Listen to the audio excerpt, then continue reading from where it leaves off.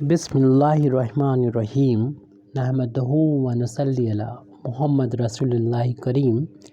ये problem linear algebra के basis and dimension chapter से है। Let V a vector space of dimension n। Prove that any set of n linearly independent elements of V is a basis of V। तो यहाँ पर बता दिया गया है कि V जो है एक वेक्टर स्पेस है और जिसकी डायमेंशन बता दी गई है n है, और हमको प्रूव ये करना है कि कोई भी सेट है जिसके एलिमेंट इंडिपेंडेंट हैं और n है, n लीनियरली इंडिपेंडेंट है ये, और ये एलिमेंट जो होते हैं V के ही एलिमेंट हैं। यानी S के जो भी हमारा सेट लेंगे उसमें उसके जो एलिमेंट होंगे वो V के ही एलिमेंट होंगे, और प्रूव करना है जो सेट S जो भी मतलब हम सेट लेंगे वो सेट बेसिस होगा V का। तो यहाँ पर हम इस सेट जिसके बारे में बताना है कि बेसिस होगा V का, इसको हम डिनोट करते हैं लेट S से डिनोट करते हैं, और इसमें बताया गया n लीनियरली इंडिपेंडेंट एलिमेंट्स हैं। तो हम उन एलिमेंट्स को मान लेते हैं कि वो एलिमेंट हैं x1, x2, x3, x4, x5 and so on xn n element हैं ये। और ये एलिमेंट जैसे कि हम देख रहे हैं कि इसमें n एलिमेंट्स से मिलके बना हुआ लीनियरली इंडिपेंडेंट वेक्टर्स है, इसे बता दिया गया है। तो इसको लिख भी देते हैं late S B a set. ये ऐसा सेट है जिसके बारे में ऊपर बताया गया था जो कि बना हुआ है be a set containing n linearly independent vectors in an n-dimensional vector space V over the field। क्योंकि हर एक वेक्टर स्पेस का एक फील्ड होती है, हम इस फील्ड को कैपिटल F मान लेते हैं। अब हमें S को जिसके बारे में बताया गया था, ये n लीनियरली इंडिपेंडेंट एलिमेंट है V के, तो यहाँ पर हमने दिखा दिया इंडिपेंडेंट एलिमेंट है यहाँ पर S जो V के ही एलिमेंट है, यानी S जो होगा वो V का सबसेट होगा, और हमको प्रूव करना है कि बेसिस भी होगा V, S जो है वो V का बेसिस होगा। तो हमें ये मालूम है कि जो कोई सेट जैसे S किसी का बेसिस हो तो उसके लिए हमें दो बातें करना होती हैं। पहली बात ये कि जो वेक्टर जो इस S के वेक्टर्स हों वो लीनियरली इंडिपेंडेंट हो, ये तो हमें बताने की ज़रूरत नहीं क्योंकि हमको गिवन है। और दूसरी बात ये कि एवरी एलिमेंट इन V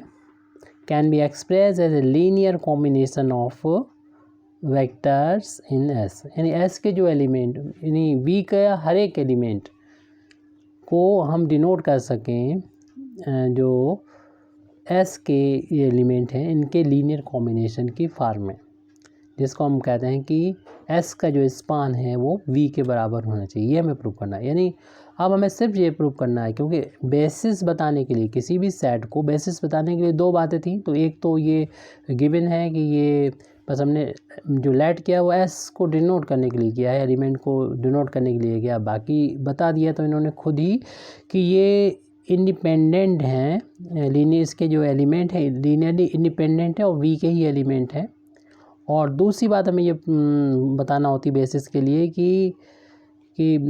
जो लीनियर स्पान होता है S का वो V के बराबर हो, या हम कह सकते हैं कि V के जो एलिमेंट कोई भी एलिमेंट होगा उसको हम S के जो एलिमेंट हैं उसके उनका लीनियर कॉम्बिनेशन से लिख सकें। यानी एस वी का कोई भी एलिमेंट एस के जो वेक्टर्स हैं उनका लीनियर कॉम्बिनेशन बना के लिख सकें,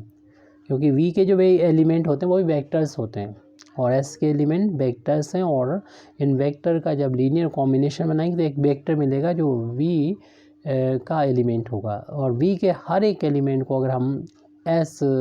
के वेक्टर्स के लीनियर कॉम्बिनेशन बना के डिनोट कर सकें तो हम इसे बोलते हैं linear span of S is equal to V. बस हमें यही इतना ही प्रूव करना होगा, हमारा ये थ्योरम प्रूव हो जाएगी कि जो सेट है वो वी का बेसिस है। तो इसके लिए हम एक एलिमेंट ले लेते हैं और यहाँ पर एक जनरल एलिमेंट है ये बी में, उसको हम मान लेते हैं that x be any vector in V का कोई एलिमेंट है, तो वी के एलिमेंट वेक्टर ही होते हैं, इसलिए हमने लिखा यहाँ पर कोई भी एक वेक्टर है वी में। और हमें बता दिया गया है सिंस डायमेंशन हमें बताई गई है वी की वो n के बराबर है, तो एक सेट हम लेते हैं, एक सेट बनाते हैं जिसमें इस x को शामिल करते हैं और साथ में s जो भी था उसके सभी एलिमेंट को लिखते हैं, x1 x2 x3 and so on xn तक। ये जो सेट होगा इसमें जो एलिमेंट होंगे वो क्लियरली n+1 होंगे, क्योंकि s के एलिमेंट यहाँ तक n थे और एक और शामिल हो गया n+1 यहाँ पर एलिमेंट होंगे, और ये सारे एलिमेंट वेक्टर्स हैं तो हम इसे वो एक वेक्टर्स बोलेंगे n+1 वेक्टर। ये सेट जो है वो बना है n+1 वेक्टर से, और यहाँ पर इसे हम कह सकते हैं थ्योरम के बेस पर, जिसको हम ऊपर आपको दिखा देंगे, आप लिख भी सकते हैं कि ये जो है वो सेट जो हमने बनाया है इज़ लीनियरली डिपेंडेंट कह सकते हैं थ्योरम के बेस पर। वो थ्योरम अभी हम जो ऊपर लिख रखी है आपको दिखा देंगे, या आप इस थ्योरम को लिख सकते हैं कि सिंस करके लिख दें, उसके बाद आप यहाँ से शुरू कर सकते हैं। वो थ्योरम क्या है, उस थ्योरम को हमने ऊपर लिख रखा है। ये थ्योरम है कि every set consisting of n+1 और मोर वेक्टर्स, यानी कोई भी सेट हो जिसमें n+1 या उससे ज़्यादा एलिमेंट हों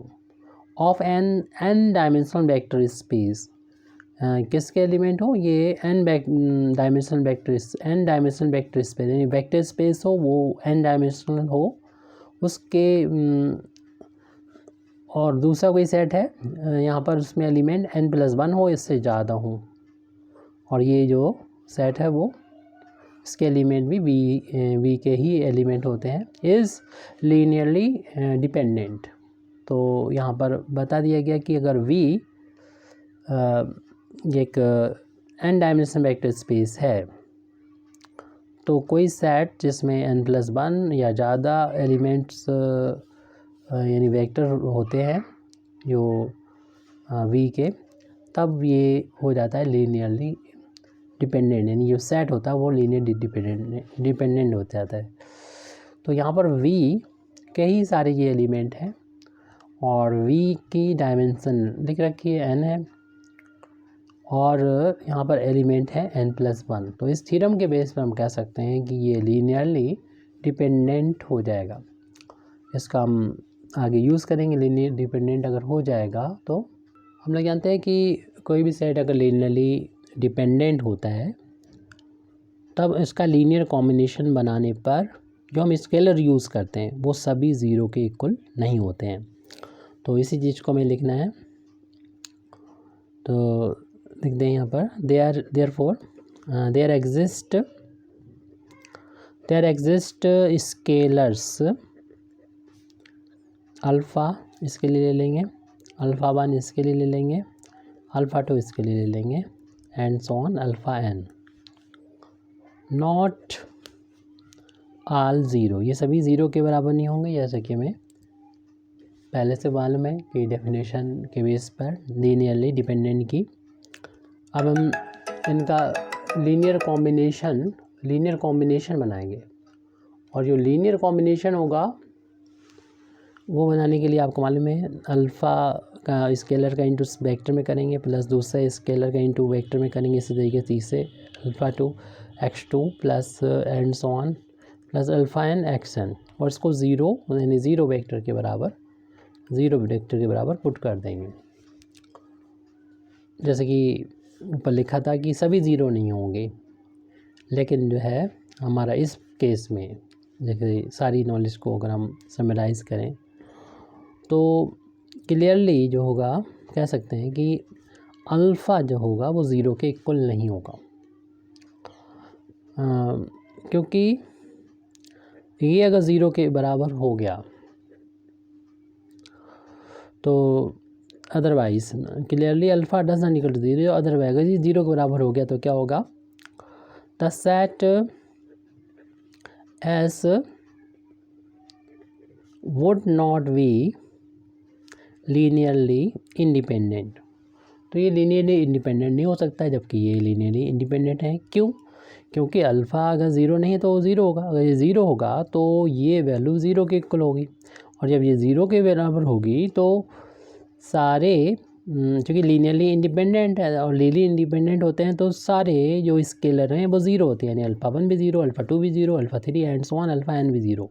जब सभी ज़ीरो हो जाएंगे और अल्फ़ा पहले से हमने ज़ीरो ले रखा तो सारे ज़ीरो हो जाएंगे, और जबकि हम ऊपर लिख रहे हैं कि ये सभी ज़ीरो नहीं होंगे। क्यों? क्योंकि ये वेक्टर जो है उसके बारे में पता है कि ये लीनियरली डिपेंडेंट है तो कम से कम एक स्केलर तो ज़ीरो नहीं होगा, तो वो इनके बारे में पहले से पता है। अगर ये ज़ीरो हो गया तो ये वैल्यू तो अगर ज़ीरो के इक्वल है तो सारे स्केलर ही ज़ीरो होंगे तभी हो सकता है। तो ये चूँकि ज़ीरो नहीं हो सकते क्योंकि एस जो है वो लीनियरली इंडिपेंडेंट है, तो ये इतना अगर ज़ीरो है तो ये सारे ये इनको तभी ऐसा लिखा जा सकता है जब सभी स्केलर ज़ीरो हैं, क्योंकि एस के बारे में पता है हमको लीनियरली इंडिपेंडेंट है, गिवन था।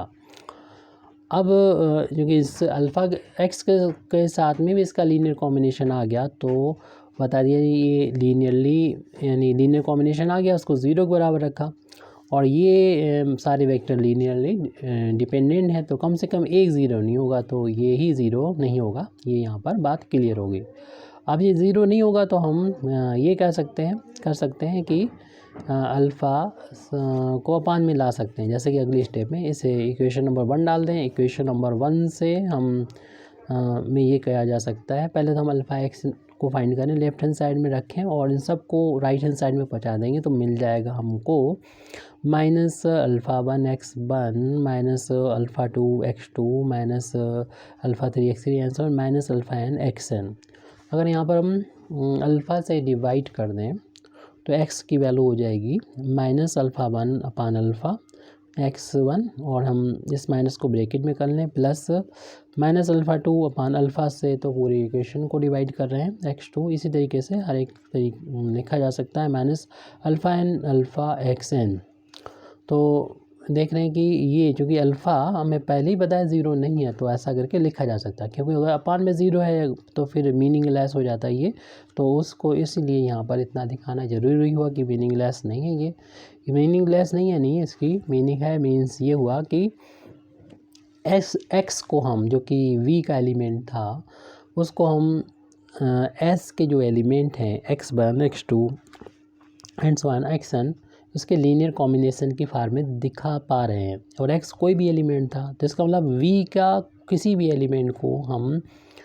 x के जो s के जो एलिमेंट हैं उनके लीनियर कॉम्बिनेशन की फॉर्म में दिखा पा रहे हैं। तो बस यही मैं प्रूव भी करना था, इसी को हम लोग बोलते हैं कि लीनियर स्पान है, तो इसी को हम अपने इसमें लिख दे रहे हैं। और आपको ये मालूम ही है कि ये जो स्केलर आए हैं यहाँ पर ये बिलोंग करेंगे f को, क्योंकि where minus alpha one upon alpha minus alpha two upon alpha, और ये हमारी फील्ड जो है वो एफ है, इसलिए माइनस अल्फ़ा एन अपान अल्फ़ा ये बिलोंग करेंगे एफ़ को, और वी हमारा वेक्टर स्पेस है जिसकी फील्ड एफ़ है। तो इतना जब हमने लिख दिया है तो इसका मतलब ये हुआ कि